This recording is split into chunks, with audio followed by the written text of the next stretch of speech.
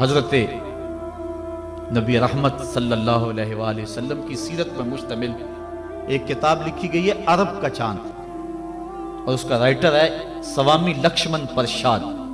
India کا رہنے والا ہے۔ اس نے حضور کی سیرت پر 200-250 صفحات پر مشتمل کتاب لکھی۔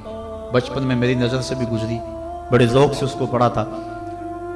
سوامی لکشمن پرشاد سے انٹرویو کیا گیا کہ تو نے حضور کی سیرت پہ کتاب لکھی ہے، اتنا بڑا کام کیا، تو کلمہ پڑھ کے حضور کا غلام کیوں نہیں بن جاتا؟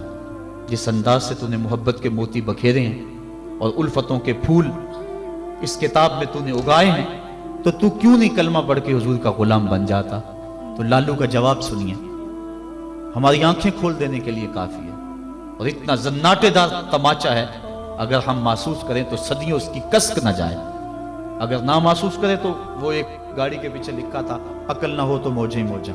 لیکن اگر سمجھنے کی بات ہو تو اتنی بڑی تنبیہ ہے کہ پاؤں کے نیچے سے زمین نکل جاتی ہے، اور ہمیں اپنے وجود سے شرم آتی ہے، ہمارے جسم کا ایک ایک رواں پسینے سے شرابور ہو جاتا ہے۔ سوامی لکشمن پرشاد نے جواب دیا،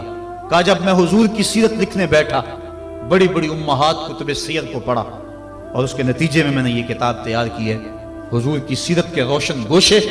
اور حضور کی زندگی کے درخشاں باب جب میں نے دیکھے تو یہ جذبہ میرے دل میں انگڑائیاں لینے لگا کہ میں دیر کیوں کرتا ہوں، حضور کا غلام کیوں نہیں بن جاتا۔ لیکن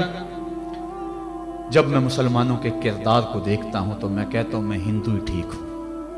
ہمارا کردار لوگوں کے ایمان کے راستے میں رکاوٹ بنا ہوا ہے۔ جب امریکہ کے خلاف نعرے لگ رہے تھے، ان نعرے لگانے والوں میں میں بھی شامل تھا، لیکن ایک بات میں نے کہی تھی، میں نے کہا آج ہم دنیا کی اس طاقت کے ساتھ ٹکر دینے کی بات تو کرتے ہیں، لیکن ہم نے کبھی اپنے کردار کو جھانک کر کے بھی دیکھا؟ جس بستی، جس شہر اور جس ملک کی حالت یہ ہے کہ واٹر کولر کے اوپر لگے ہوئے جو گلاس ہیں وہ بھی زنجیروں سے باندھے ہوئے ہوں،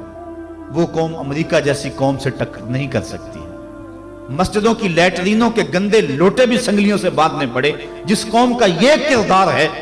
کیا وہ قوم پنپ سکتی ہے، جہان میں نشو و نما پا سکتی ہے؟ ہم تو اس قدر گراوٹ کا شکار ہیں، ہم اس قدر گرے ہوئے ہیں کہ ہماری لیٹرینوں کے گندے لوٹے وہ بھی باندھ کے رکھنے پڑتے ہیں، ورنہ ہم اتنے چور ہیں کہ وہ بھی اٹھا کے لے جائیں۔ تو جس قوم کا یہ حال ہو،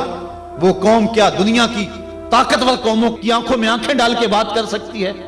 آج ہمارا المیہ یہی ہے، ہمارے پاس سب کچھ ہے، لیکن ہمارے پاس وہ ایمان کی حرارت نہیں رہی، وہ دیانت نہیں رہی، وہ روشنی اور وہ نور نہیں رہا،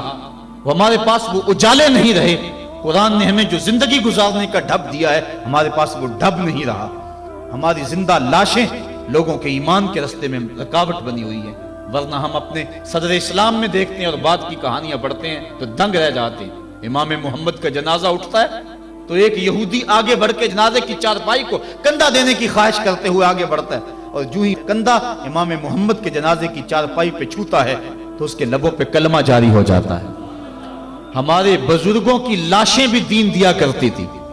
ان کی میتیں بھی لوگوں کو کلمہ دیا کرتی تھی، اور ہماری زندہ لاشیں لوگوں کو اسلام سے ہٹا رہی ہیں۔ میں نے اور آپ نے اپنے رویے کو دیکھنا ہے، اپنے عمل پہ غور کرنا ہے۔ حضور نے فرمایا اللہ اس شخص کے چہرے کو تر و تازہ رکھے جس نے میرے سے کوئی حدیث سنی، پھر جیسے سنی اس کو ویسے آگے